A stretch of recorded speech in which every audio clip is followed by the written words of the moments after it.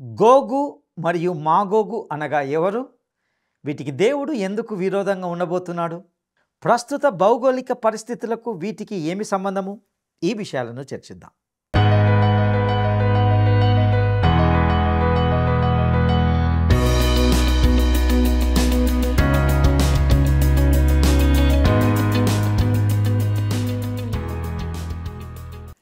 ప్రియమైన స్నేహితులారా, word రిసౌండ్స్ today పరిచర్య ద్వారా మిమ్మల్ని అందరినీ నేటి ఈ ప్రేమధార కార్యక్రమానికి స్వాగతం పలుకుచున్నాం. మీరందరూ దినదినము దేవునిలో ఎదుగుతూ ఇతరులకు ఆశీర్వాదకరంగా ఉన్నారని తలుస్తున్నాం. గత కొన్ని రోజులుగా మనము యెహెజ్కేలు గ్రంథ అధ్యయనాల ద్వారా లోతైన ఆధ్యాత్మిక సత్యాలను నేర్చుకుంటున్నాం. నేటి ఈ కార్యక్రమంలో దేవుడు గోగు మరియు మాగోగులను తిరస్కరించడంను గూర్చిన విషయాలను తెలుసుకుంటాం. ఇక కార్యక్రమాన్ని వీక్షిద్దామా? క్రీస్తు యేసుకు కలిగిన మనసు, క్రీస్తు యేసుకు కలిగిన మనసు, సోదరా కలిగి ఉండుమా, ప్రియ సోదరా కలిగి ఉండుమా. క్రీస్తు యేసుకు కలిగిన మనసు.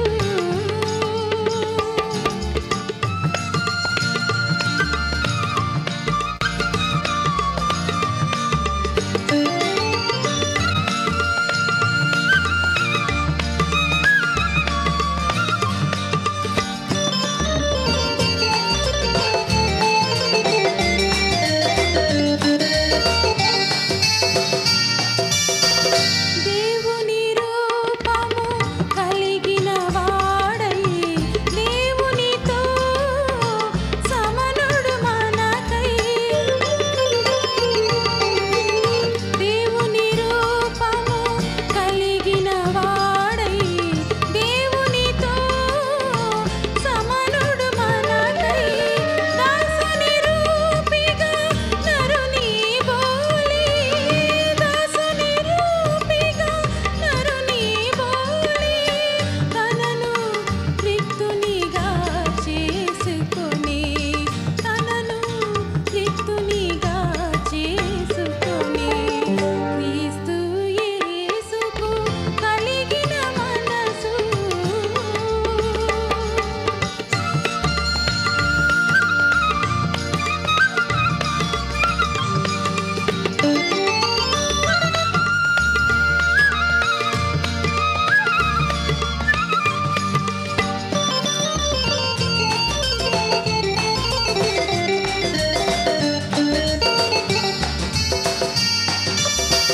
ఆకారమందు నరునిగా కనబడి, ఆ కలువరి సిలువను పొందునంతగా. ఆకారమందు నరునిగా కనబడి, ఆ కలువరి. క్రీస్తునందు ప్రియమైన ప్రేమధార టీవీ వీక్షకులందరికీ మన ప్రభువును రక్షకుడైన యేసు క్రీస్తు ప్రశస్తమైన నామంలో శుభములు తెలియజేస్తున్నాం. నేటి మన ఈ పాఠంలో యెహెజ్కేలు గ్రంథము 38వ అధ్యాయము 1 నుండి 7వ వచనం వరకు ధ్యానించుకోబోతున్నాం. యెహెజ్కేలు ప్రవచనంలో ఏదైనా పరిచితమైన విభాగం ఉంది అంటే అది 38 మరియు 39 అధ్యాయాలు. ఈ 2 అధ్యాయాలు గోగు మరియు మాగోగు యొక్క తిరస్కరణను వివరిస్తాయి. ఈ అధ్యాయాలను సాధారణంగా అధ్యయనం చేసే విధంగా కాకుండా కొంత భిన్నంగా గొప్ప సత్యాలతో పరిశీలించబోతున్నాం. దురదృష్టవశాత్తు యెహెజ్కేలు ప్రవచనం మరియు అది దేనికి సంబంధించిందో తెలియని వ్యక్తులు ఈ అధ్యాయాలను ఆయా రకాలుగా అనువాదం చేస్తూ ఉంటున్నారు. ఫలితంగా వారు కొన్ని అసాధారణమైన వ్యాఖ్యానాలతో ముందుకు వచ్చారు. 37వ అధ్యాయంలో మనం చూసాము, భవిష్యత్తులో ఇశ్రాయేలు పట్ల దేవునికి ఒక నిర్దిష్టమైన ఉద్దేశం అంటూ ఉంది. ఈ 2 అధ్యాయాలు ఆ విషయాన్ని పరిశీలిస్తాయి. అవి చివరి రోజుల్లో ఇశ్రాయేలుపై వచ్చే చివరి శత్రువు గురించి చెప్తాయి. 38 మరియు 39 అధ్యాయాల్లో ఇక్కడ ప్రస్తావించబడిన శత్రువు రష్యా దేశమని చాలామంది బైబిల్ పండితులు విశ్వసిస్తారు. నేను కూడా దాన్ని సమర్థిస్తున్నాను. 3 భాగాలు నా హృదయం మరియు మనస్సులో దీనిని తెలుసుకోవడానికి నాకు సహాయపడ్డాయి. ఇక్కడ మీరు భాష దృగ్విషయం, భౌగోళిక దృగ్విషయం మరియు తాత్విక లేదా సిద్ధాంతపరమైన దృగ్విషయం అని పిలువబడేవి ఉన్నాయని గ్రహించాలి. ఇక ముందుగా భాష దృగ్విషయంను గురించి పరిశీలిద్దాం. యెహెజ్కేలు గ్రంథము 38వ అధ్యాయము 1-2 వచనాలను గమనిద్దాం. మరియు యెహోవా వాక్కు నాకు ప్రత్యక్షమై ఈలాగు సెలవిచ్చెను, నరపుత్రుడా, మాగోగు దేశపు వాడగు గోగు అనగా రోషునకును మెషేకునకును తుబాలునకును అధిపతి అయిన వాని తట్టు అభిముఖుడవై అతని గూర్చి ఈ మాట ఎత్తి ప్రవచింపుము. ప్రియులారా, గోగు అనే పదానికి శాసించువాడు లేదా పైన ఉన్నవాడు అని అర్థం. ఇది ఒక నియంతను సరిగ్గా సూచించే పేరుగా చెప్పవచ్చు. అతడు పైన లేకపోతే అతడు నియంత కాడు. అతడు పైన ఉంటేనే అతడు నియంత. మాగోగు అనేది హీబ్రూ పదమైన రోష్ నుండి వచ్చింది. దీని అర్థం తల. సుమారు అర్ధ శతాబ్దం క్రితము ప్రచురించబడిన తన హిస్టరీ ఆఫ్ ద ఈస్టర్న్ చర్చ్లో డీన్ స్టాన్లీ అనే ఒక గొప్ప హీబ్రూ పండితుడు తన పరిశోధన ఆధారంగా ఒక నోట్ వ్రాశాడు. దాని ప్రకారము రోష్ అనే పదానికి అర్థము రష్యా అని డీన్ స్టాన్లీ తెలియజేస్తూ, ఇది పాత నిబంధనలో ఒక ఆధునిక దేశాన్ని సూచించే ఏకైక ప్రస్తావన అన్నారు. ఇది నిజంగా విశేషమైనదిగా చెప్పవచ్చు. బిషప్ లోదర్ అనే వ్యక్తి కూడా ఒక ప్రకటన చేశాడు. యెహెజ్కేలులో రోష్ అనేది స్కైథియా నివాసులను సూచిస్తుంది. వారి నుండే ఆధునిక రష్యన్లు తమ పేరును పొందారు. మీరు చూస్తే రష్యాను మొదట మాస్కోవి అని పిలిచేవారు. ఇది మెషెక్ నుండి వచ్చింది. రష్యా చక్రవర్తి అయిన Ivan the fourth, Ivan the terrible అని కూడా పిలువబడ్డాడు. అతడు 1533వ సంవత్సరంలో మాస్కోవి సింహాసనాన్ని అధిరోహించాడు. అతడు జార్ అనే బిరుదును మొట్టమొదటిసారిగా తనకు తానుగా ఆపాదించుకున్నాడు. మీరు గమనించినట్లయితే మెషక్ మరియు తుబాల్ అనే పేర్లు మాస్కో మరియు టోబోల్స్క్ ఒకేలాగా ధ్వనిస్తాయి. ఈ భాషా దృగ్విషయం ఖచ్చితంగా మనల్ని యెహెజ్కేలు ఈ వచనంలో రష్యా గురించి మాట్లాడుతున్నాడని నమ్మడానికి దారితీస్తుంది. ఇక భౌగోళిక దృగ్విషయంను గురించి గమనిద్దాం. రష్యాను గురించే రెండవ రుజువు దాని భౌగోళిక స్థానం. ఇక్కడ అంత్యకాలంలో రష్యాతో కలిసి ఉండే దేశాల గురించి ప్రస్తావించబడ్డాయి. యెహెజ్కేలు గ్రంథము 38వ అధ్యాయము 6వ వచనం, గోమెరును అతని సైన్యమంతయును ఉత్తర దిక్కులలో నుండు తోగర్మాయును అతని సైన్యమును జనములనేకములు నీతో కూడా వచ్చును. గోమెర్ అనేది జర్మనీని, తోగర్మా అనేది టర్కీని సూచిస్తున్నాయి. ఉత్తర దిక్కులలో అనే పదం మనకు భౌగోళిక స్థానాన్ని ఇస్తుంది. 38వ అధ్యాయము 15వ వచనంలో ఈ విధంగా చదువుతాం, ఉత్తర దిక్కుననున్న స్థలంలో నుండి. మరియు 39వ అధ్యాయం 2వ వచనంలో కూడా అదే స్థానం ఇవ్వబడింది. ఉత్తర దిక్కుననున్న దూరంలో ఉన్న నిన్ను రప్పించి. ప్రియులారా, మీరు ఒకవేళ ప్రపంచ మ్యాప్ చూస్తే రష్యా ఇస్రాయేలుకు నేరుగా ఉత్తరం మరియు ఈశాన్యంలో ఉందని మీరు గమనిస్తారు. వాస్తవానికి ఇది ఇస్రాయేలు దేశాన్ని పూర్తిగా కప్పివేస్తుంది. ఒక పెద్ద అంచులు గల టోపీ క్రింద ఉన్న వ్యక్తిని అది కప్పినట్లే రష్యా ఇస్రాయేలు దేశాన్ని కప్పివేస్తుంది. మీరు ఇస్రాయేలు దేశపు ఉత్తర భాగానికి వెళ్ళడం ప్రారంభించినట్లయితే మీరు రష్యాలోనే ముగిస్తారు. అలాగే మీరు మీ ప్రయాణాన్ని కొనసాగిస్తూ రష్యా దాటిన తర్వాత మీరు మంచు పర్వతాల మధ్య ఉంటారు. అనగా అక్కడ మీరు మరియు ధ్రువ ఎలుగుబంట్లు మాత్రమే ఉంటాయి. ఇక బైబిల్లో ప్రస్తావించిన దిక్కులు లేక దిశలు ఇస్రాయేలు దేశంకి సంబంధించినవి. బైబిల్లో ఉత్తరం అంటే హైదరాబాద్ లేదా మీరు నివసించే ప్రదేశంలోని ఉత్తరం కాదు. బైబిల్లో ఉత్తరం అంటే ఇస్రాయేలు దేశానికి ఉత్తరం. దక్షిణం అంటే ఇస్రాయేలు దేశానికి దక్షిణం. పడమర అంటే ఇస్రాయేలు దేశానికి పడమర. మరియు తూర్పు అంటే ఇస్రాయేలు దేశానికి తూర్పు. మరో మాటలో చెప్పాలంటే దేవుని వాక్యం ప్రకారము ఇస్రాయేలు దేశము ఈ భూమి యొక్క భౌగోళిక కేంద్రం. ఇక తాత్విక లేక సిద్ధాంతపరమైన దృగ్విషయంను గమనిద్దాం. చివరిగా మన తాత్విక లేదా సిద్ధాంతపరమైన దృగ్విషయానికి వస్తాం. ఇది గోగు మరియు మాగోగును రష్యాతో గుర్తించడంలో మనకు సహాయపడుతుంది. ఏహెచ్కేలు గ్రంథము 38వ అధ్యాయము 3వ వచనాన్ని గమనిద్దాం. ప్రభువైన యెహోవా సెలవిచ్చినదేమనగా, రోషునకును మెషేకునకును తుబాలునకును అధిపతియగు గోగు నేను నీకు విరోధినై ఉన్నాను. ఇది విచిత్రమైన వింతైన భాష. ఏహెచ్కేలు గ్రంథంలో దేవుడు అనేక సార్లు కొన్ని దేశములకు విరోధిగా ఉన్నానని చెప్పాడు. ఆయన బబులోను గురించి చెప్పాడు, ఐగుప్తు గురించి చెప్పాడు, ఆయన ప్రజలకు మరియు ఆయన వ్యక్తులకు విరోధంగా ఉన్న దేశంల గురించి చెప్పాడు. ఇప్పుడు ఇక్కడ అంత్యకాలంలో ఉద్భవించే ఒక దేశం ఉంది. ఇది దేవునికి విరోధంగా ఉంటుంది. ఇది దేవునికి విరోధంగా ఉంది ఎందుకంటే దేవుడే స్వయంగా నేను నీకు విరోధినై ఉన్నాను అని చెప్పాడు. ఇది ఇతర దేశములతో పోలిస్తే భిన్నమైనది. ఎందుకంటే దేవుడు ఉనికిలో ఉండి ఆయన పట్ల శత్రుత్వం మరియు ఆయనను తిరస్కరించిన దేశంల గురించి ఇలా చెప్పాడు. కానీ ఏహెచ్కేలు ఈ ప్రవచనం ఇచ్చినప్పుడు ఈ దేశము ఇంకా ఉనికిలో లేదు. అయినప్పటికీ దేవుడు తనకు విరోధిగా ఉన్నానని చెప్తున్నాడు. నా ప్రియ స్నేహితుడా, నీవు మరియు నేను గతంలోని ఏ తరం కూడా చూడని వాటిని కొన్నింటిని చూశాం. అదేవిధంగా దేశాలు కూడా. చరిత్రలో మనం ఒక దేశము ఉద్భవించడం చూసాం. దీని ప్రాథమిక మూలాలు నాస్తికత్వముతోనూ బహుదేవత ఆరాధనతోనూ కట్టబడింది. రష్యా యొక్క రాజకీయ ఆర్థిక వ్యవస్థ దేవుడు లేడు అనే ప్రమాణంపై ఆధారపడి ఉంది. ఇది నాస్తికత్వంతో కూడుకున్నది. మరే ఇతర దేశము ఈ స్థాయిలో నాస్తికత్వాన్ని అధిరోహించలేదు.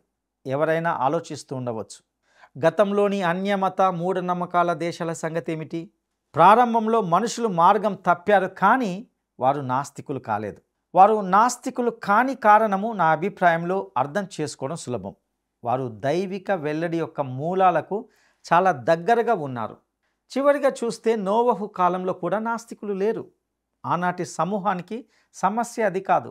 వారి సమస్య ఏమిటంటే వారు పాపంలోకి జారిపోయారు మరియు అనేక దేవతలను ఆరాధించారు.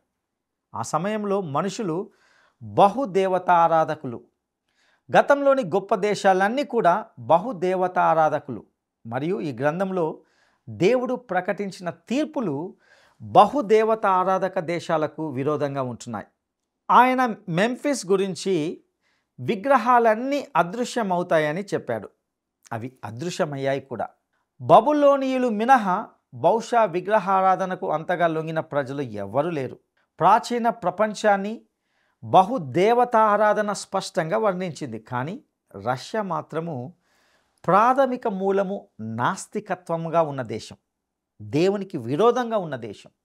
ప్రియులారా, దేవుడు మొదట్లో నాస్తికత్వానికి వ్యతిరేకంగా ఎటువంటి ఆజ్ఞ ఇవ్వలేదనే విషయాన్ని మీరు గమనించారా? కానీ ఆయన బహుదేవత ఆరాధనకు వ్యతిరేకంగా మొదటి 2 ఆజ్ఞలను ఇచ్చాడు. నిర్గమకాండము 20వ అధ్యాయము 3-4 వచనాల్లో మనము గమనించవచ్చు. నేను తప్ప వేరొక దేవుడు నీకు ఉండకూడదు. పైన ఆకాశమందే కానీ క్రింద భూమి అందే కానీ భూమి క్రింద నీళ్ళ ఎందే కానీ ఇండు దేని రూపంనైనను విగ్రహమునైనను నీవు చేసుకొనకూడదు. వాటికి సాగిల పడకూడదు, వాటిని పూజింపకూడదు. ప్రియులారా, ఇక్కడ గమనించినట్లయితే బహు దేవత ఆరాధనకు వ్యతిరేకంగా ఆజ్ఞలు ఉన్నాయి, కానీ నాస్తికత్వానికి వ్యతిరేకంగా ఏది లేదు. దావీదు కాలంలో నాస్తికత్వం ప్రారంభమవుతుంది. కీర్తనల గ్రంథము 14వ అధ్యాయము 1వ వచనంలో దేవుడు లేడని బుద్ధిహీనులు తమ హృదయంలో అనుకొందురు అని మనం చదువుతాం. నాస్తికత్వము ఎంత అసంబద్ధమైనది! ఒక మానవ మాతృనికి ఇది తనను తాను నిలబెట్టుకోలేని స్థితి. అయితే ఇక్కడ ఒక దేశమే దేవుడు లేడు అని చెప్తుంది. రష్యా గురించి ఉన్నత స్థానాల్లో ఉన్న వ్యక్తులు హెచ్చరించారు, మీరు వారితో చర్చలు జరపలేరు. మిస్టర్ చర్చిల్ రష్యా గురించి ఇలా అన్నాడు, ఒక చిక్కుముడిని దాటి ఒక రహస్యంలో చుట్టబడిన చిక్కు, అది రష్యా యొక్క ప్రాథమిక తత్వశాస్త్రం. విన్స్టన్ చర్చిల్ అనే వ్యక్తి రష్యా గురించి ఇలా అన్నాడు, ఒక చిక్కుముడిని దాటి ఒక రహస్యంలో చుట్టబడిన చిక్కు, అది రష్యా యొక్క ప్రాథమిక తత్వశాస్త్రం మరియు అది మన కాలంలో ఉద్భవించిన దేశం. మిస్టర్ స్టాలిన్ ఒకసారి ఇలా అన్నాడు, మేము దేశం యొక్క చక్రవర్తులను గద్దెదించాము, ఇప్పుడు మేము ఆకాశపు ప్రభువును కూడా సింహాసనం నుండి తొలగిస్తాము. రష్యా స్పుట్నిక్ అనే రాకెట్ను చంద్రుని దాటి సూర్యుని దగ్గరకు పంపినప్పుడు రష్యా రేడియోలో ఇది వినబడింది: మా రాకెట్ చంద్రుని దాటింది, ఇది సూర్యుని దగ్గరికి వెళ్తుంది, మేము అక్కడ దేవుణ్ణి కనుగొనలేదు, మేము పరలోకంలోని దీపాలను ఆర్పేశాము, వాటిని ఎవ్వరూ మళ్ళీ వెలిగించలేరు, మేము ప్రజలకు మత్తు కలగజేసిన మత బంధకాలను తెంచుతున్నాము, ముందుకు సాగండి, ఇక క్రీస్తు పుక్కిటి పురాణాల్లోకి పంపబడుతున్నాడు. ప్రియులారా, వారు ఇలా అన్నప్పుడు వారి మనసులో ఏమి ఉందో మనము గ్రహించగలం. వారు దేవుడు చంద్రుని వెనుక దాగుడు మూతలు ఆడుతున్నాడని భావించారా? వారు చంద్రుని వెనుక భాగాన్ని చూసి దేవుణ్ణి కనుగొనకపోవడం ఆయన లేడని నిరూపించిందా? ఇదే వారి అర్థం లేని తర్కం. దేవుడు వారికన్నా ముందే సిద్ధంగా ఉంటున్నాడు. రష్యా ఉనికిలోకి రాకముందే దేవుడు అంటున్నాడు, నేను నీకు విరోధినై ఉన్నాను. ఆయన వారిని ఎప్పటికీ ఓడించగల సామర్థ్యం కలిగి ఉన్నాడు. ప్రియులారా, గోగు మరియు మాగోగు రష్యాతో ఎలా గుర్తించబడతాయో ఈ 3 కారణాల ద్వారా మీరు చూడవచ్చు. ఒకటి, భాషా దృగ్విషయం అనగా లింగ్విస్టిక్ ఫినామినా. 2, భౌగోళిక దృగ్విషయం అనగా జాగ్రఫిక్ ఫినామినా. 3, తాత్విక సిద్ధాంతపరమైన దృగ్విషయం అనగా ఫిలసాఫికల్ లేదా ఐడియాలజికల్ ఫినామినా. ఈ 3 విషయాలు ఒక గుర్తింపు సూచనలుగా ఉంటున్నాయి. మనము ఏహెచ్కేలు గ్రంథము 39వ అధ్యాయానికి వెళ్ళినప్పుడు దేవుడు మరొకసారి నేను రష్యాకు విరోధిని అని పునరుద్ఘాటించాడు. ఉత్తర దిశలోని ఆ దేశము అనగా రష్యా తనతో కూడిన ఇతర దేశాలతో కలిసి ఇస్రాయేలుపై యుద్ధానికి దిగి రావడాన్ని ఈ అధ్యాయము తెలియజేస్తుంది. ఇక ఇప్పుడు ప్రశ్న ఏమిటంటే, ఎందుకు వారు ఇశ్రాయేలు దేశంపై దాడి చేస్తారు? ఏహెచ్కేలు గ్రంథము 38వ అధ్యాయము 4వ వచనాన్ని గమనిద్దాం. నేను నిన్ను వెనుకకు త్రిప్పి నీ దవడలకు గాలములు తగిలించి నిన్నును నీ సైన్యమంతటిని గుర్రములను నానా విధములైన ఆయుధములు ధరించు నీ రౌతులనందరినీ కవచములను డాళ్లను ధరించి ఖడ్గములు చేత పట్టుకొని వారినందరినీ మహాసైన్యముగా బయలుదేరదీసెదను. దేవుడు ఇలా అంటున్నాడు, నేను నీ దవడలకు గాలములు తగిలించి. దీన్ని కొందరు ఇలా అర్థం చేసుకున్నారు, ఇశ్రాయేలు మీద దండెత్తిన తర్వాత దేవుడు వారిని బయటికి తీయడానికి ఈ గాలములు ఉపయోగిస్తాడని. కానీ ఆయన అలా అనడం లేదు. ఇశ్రాయేలు దేశంలోనే వారికి తీర్పు తీర్చుతానని, వారు సజీవంగా బయటకు రారని స్పష్టం చేస్తున్నాడు. 39వ అధ్యాయము 11వ వచనంలో ఆయన, ఆ దినమున గోగు వారిని పాతిపెట్టుటకై ఇశ్రాయేలు దేశమున నేను ఒక స్థలము ఏర్పరచెదను అని చెప్పాడు. ఈ భాగాన్ని చదివినప్పుడు దేవుడు ఆక్రమణదారులను బయటికి తీసుకురాడని, బదులుగా ప్రపంచ చరిత్రలో ఎన్నడూ కనిపించినంత భయంకరమైన వధ జరుగుతుందని స్పష్టమవుతుంది. దేవుడు దవడలకు గాలము తగిలించి అనడంలో అర్థం ఏమిటి? ఇది నాకు స్పష్టంగా అర్థమయ్యే విషయం ఏమిటంటే, దేవుడు నేను నీ దవడలకు గాలములు తగిలించి నిన్ను ఇశ్రాయేలు దేశంలోకి లాగుతాను అంటున్నాడు. ఈ సమయం వచ్చేసరికి ఇశ్రాయేలీలు తమ స్వంత దేశములో మరలా స్థిరపడి ఉంటారు. శతాబ్దాల పాటు ఆ దేశము వారి నియంత్రణలో లేదు. క్రీస్తు శకము 70వ సంవత్సరంలో రోమన్ సైన్యాధిపతి టైటస్ ఇశ్రాయేలును నాశనం చేసిన తర్వాత యూదులు ప్రపంచమంతటా బానిసలుగా విక్రయించబడ్డారు మరియు చెల్లాచెదురయ్యారు. ఆ దేశం ఇకపై పాలు తేనెలు ప్రవహించే దేశంగా లేదు. యెహెజ్కేలు గ్రంథంలో మనం చూసినట్లు నెగెవ్ ప్రాంతం కూడా ఒకప్పుడు అడవితో నిండి ఉండేది. దేవుడు దానిని దహించి వేస్తానని చెప్పాడు మరియు ఆయన అలాగే చేశాడు. యెజబెలు అతన్ని చంపబోతున్నానని బెదిరించినప్పుడు ఏలియా వెళ్ళిన ప్రదేశం ఇదే. అతడు ఎంతో అలసిపోయి ఒక బదిరీ వృక్షం కింద సేదతీరాడు. ఏలియా గనుక ఈరోజు ఇక్కడ ఉంటే ఆ చెట్టును కనుగొనడానికి కష్టపడతాడు. అతడు వేరే ఏదైనా కనుగొనాల్సి ఉంటుంది, ఎందుకంటే అక్కడి అడవులన్నీ కూడా అదృశ్యమయ్యాయి. మార్క్ ట్వెయిన్ అనే వ్యక్తి ఇస్రాయేలు దేశం గురించి ఇలా అన్నాడు: పాలస్తీనా బూడిదలో గోనెపట్టులో కూర్చొని ఉంది, అది నిర్జనమైనది మరియు అంతగా ఆకర్షణకు నోచుకోలేనిది. ఇది నిరాశ విషాదకరమైన హృదయాన్ని ముక్కలు చేసే దేశం. మరి అది ఎందుకు వేరే విధంగా ఉండాలి? దేవుని శాపము ఒక దేశంని అందంగా చేయగలదా? పాలస్తీనా ఇక ఈ ప్రపంచానికి చెందింది కాదు. ఇది కవిత్వం మరియు సాంప్రదాయాలకు పవిత్రమైనది. ఇది కలల ప్రపంచం. ఆస్ట్రియా నాటక రచయిత డాక్టర్ థియోడర్ హెర్జల్ అనే వ్యక్తి పాలస్తీనా దేశంకి యూదులను తిరిగి తీసుకురావడానికి సియోనిస్ట్ ఉద్యమాన్ని ప్రారంభించాడు. అతడు ఇలా ప్రకటించాడు: ఒక ప్రజలు లేని దేశం ఉంది, ఒక దేశం లేని ప్రజలు ఉన్నారు. ప్రజలు లేని దేశాన్ని దేశం లేని ప్రజలకు ఇవ్వండి. ఇస్రాయేలు మొదటి అధ్యక్షుడు డాక్టర్ చైమ్ విజ్మన్ ఆంగ్ల అమెరికన్ విచారణ కమిషన్ ముందు మాట్లాడుతూ ఇలా అన్నాడు: యూదుల దేశం ఒక ప్రేత దేశం. ఇస్రాయేలు దేవుడు మాత్రమే యూదులను సజీవంగా ఉంచాడు. ఇస్రాయేల్ మొదటి ప్రధానమంత్రి మరియు రక్షణ మంత్రి డేవిడ్ బెన్ గురియన్ ఈ ప్రకటన చేశాడు. ఏహెచ్కేలు 37వ అధ్యాయము నెరవేరింది మరియు ఇస్రాయేలు దేశము మెస్సియా యొక్క అడుగుల శబ్దాన్ని వింటుంది. ప్రియులారా, ఈరోజు ఇస్రాయేలు ఈ ఆలోచన నుండి తిరిగి వెళ్ళింది.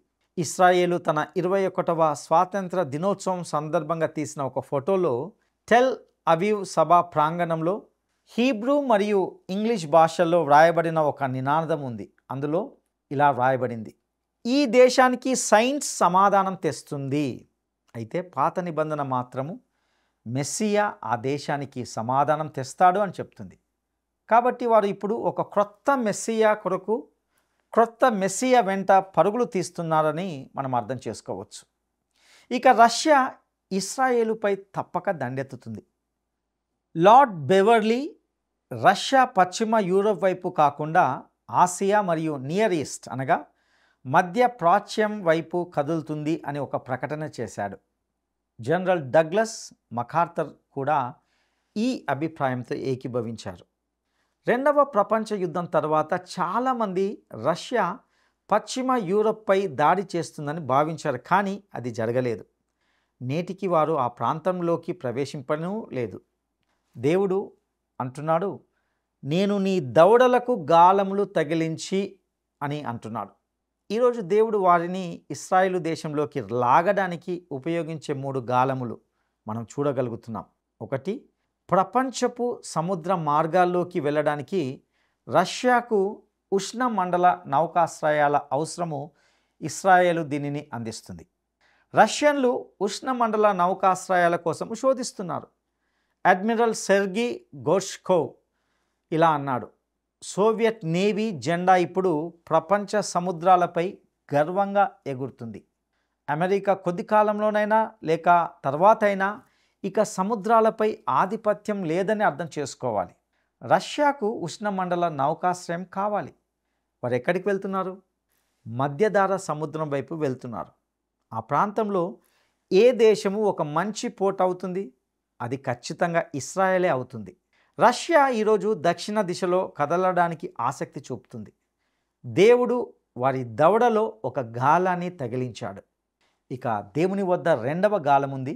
అదే చమురు లేదా చమురు వనరులు. మధ్యప్రాచ్యంలోని చమురు నిల్వలు ఆధునిక రాజ్యాల అస్తిత్వానికి అత్యవసరం. రష్యాకు చమురు తీవ్రంగా అవసరం. నేడు ప్రపంచం శక్తి వనరుల కొరతను ఎదుర్కొంటుందని మనకు నిత్యము గుర్తు చేయబడుతుంది. మధ్యప్రాచ్యంలో అపారమైన వనరులు, చమురు వనరులు ఉంటున్నాయి. చమురు కొరతగా ఉన్నప్పుడు ప్రపంచ దేశాలు చమురు ఎక్కడ సంపాదించుకోవచ్చు అని చూస్తాయి. ఇస్రాయేలు దేశంలో నేరుగా చమురు ఉందో లేదో అంత ముఖ్యమైనది కాదు. ప్రధానమైన విషయం ఏమిటంటే అరబ్బులు మరియు యూదుల మధ్య ఉన్న తీవ్రమైన ఘర్షణల మధ్య కూడా ఈ చమురు యొక్క అత్యధిక భాగము ఇస్రాయేలు దేశం ద్వారానే రవాణా అవుతుంది. సూయజ్ కాలువ ద్వారా నౌకలు ప్రయాణించలేని సమయంలో వారు ఇస్రాయేలు వశమైన ఒక పోర్టులో చమురును దించారు. తర్వాత దాన్ని ఇస్రాయేల్ దేశం మీదుగా మధ్యప్రాచ్యంలోని నౌకాశ్రయాలకు రవాణా చేశారు. ఏ ఆధునిక రాజ్యానికైనా చమురు అవసరమే కాబట్టి ఇది దేవుడు రష్యా దవడలో పెట్టిన మరో శక్తివంతమైన గాలం. ఇక దేవుని మూడవ గాలం ఏమిటంటే మృత సముద్రం యొక్క ఖనిజ సంపద. మృత సముద్రంలోని ఖనిజ నిల్వలు ఎంతో అపారమైనవి. వాటిని నేటి మార్కెట్ విలువలతో అంచనా వేయడం కూడా అసాధ్యం. ఈ నీటిలో కరిగి ఉన్న రసాయనాలు అపారమైన సంపదను సూచిస్తాయి. మృత సముద్రంలో 2 బిలియన్ టన్నుల పొటాషియం క్లోరైడ్ పొటాష్ ఉంటున్నది. ప్రపంచమంతటా మన ప్రాంతం సహా సారవంతమైన నేలలు క్షీణిస్తున్న కాలంలో ఇది నేలలను సారవంతం చేయడానికి అత్యవసరం. మృత సముద్రంలో 22 బిలియన్ టన్నుల మెగ్నీషియం క్లోరైడ్, 12 బిలియన్ టన్నుల సోడియం క్లోరైడ్ అనగా ఉప్పు, 6 బిలియన్ టన్నుల కాల్షియం క్లోరైడ్, ఇంకా సెరియం, కోబాల్ట్, మ్యాంగనీస్ మరియు బంగారం వంటి విలువైన లోహాలు కూడా ఇందులో ఉంటున్నాయి. నమ్మండి ప్రియ స్నేహితులారా, ఈరోజు మృత సముద్రం నుండి ఈ సంపదను తీయడానికి భారీ ప్రయత్నాలు జరుగుతున్నాయి. మీరు కొన్ని లక్షల సంవత్సరాల క్రితము ఈ భూమిని ప్రత్యేకంగా మృత సముద్రంను సృష్టించే దేవుని చూసి ఇలా అడిగి ఉండవచ్చు, ప్రభువా, ఈ సముద్రాన్ని ఎందుకు ఇలా అడ్డుకట్టగా నిర్మిస్తున్నావు? ఇది చాలా ఉప్పుగా ఉంటుంది కదా అని మీరు అడిగితే దేవుడు నేను ఒక గాలముతో ఎరవేస్తున్నాను అని సమాధానం ఇచ్చేవాడు. మీరు ఆశ్చర్యంతో ఎరవేస్తున్నావా ఎందుకు అని అడిగేవారేమో. అప్పుడు దేవుడు కొన్ని లక్షల సంవత్సరాల తర్వాత ఉత్తరాన ఒక దేశం వస్తుంది, నేను వారిని ఇశ్రాయేలు దేశంలోనికి తీసుకొని వస్తాను, దానికోసము ఇప్పటి నుండే ఒక గాలముతో ఎరవేస్తున్నాను అని చెప్పేవాడు. ప్రియులారా, ఇదే దేవుడు చేస్తున్న పని. రష్యా వంటి దేశమును ఇశ్రాయేలు వైపు ఆకర్షించడానికి గాలముతో ఎరవేయడం. ప్రియ సహోదరుడా, సహోదరి, ఇంతవరకు మనము ప్రవచనాత్మకమైన ఎన్నో శ్రేష్టమైన విషయాలను గమనిస్తూ వచ్చాం. దేవుడు ఎంతటి ఖచ్చితమైన ప్రణాళికను కలిగి ఉన్నాడో అర్థం చేసుకోగలం. ఆయన ఆలోచన ఏది కూడా వ్యర్థం కాదు.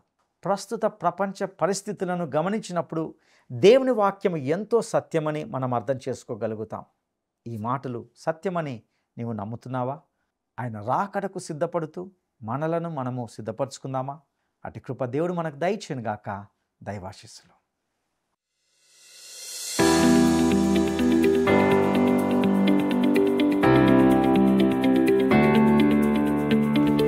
గోగు అనే పదానికి అర్థం ఏమిటి? గోగు అనే పదానికి అర్థం ఏమిటి?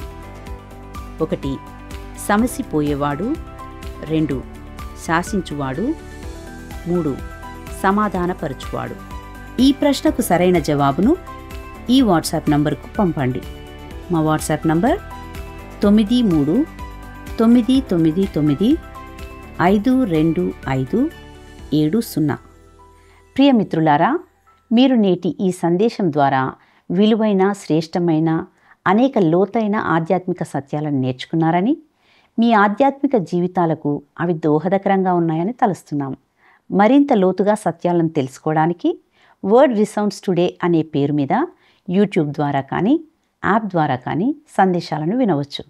మరియు ఈ స్క్రీన్ మీద ఉన్న ఫోన్ నంబర్ ద్వారా సంప్రదించి మీ ప్రార్థనా మనవులను తెలిపినట్లయితే మేము మీ కొరకు ప్రార్థిస్తాము. దేవుడు మిమ్మల్ని దీవించునుగాక. ఈ కార్యక్రమం మీకు నచ్చిందా? అయితే వెంటనే మిస్డ్ కాల్ ఇవ్వండి. బహుమతి పొందే విజేత మీరే కావచ్చు.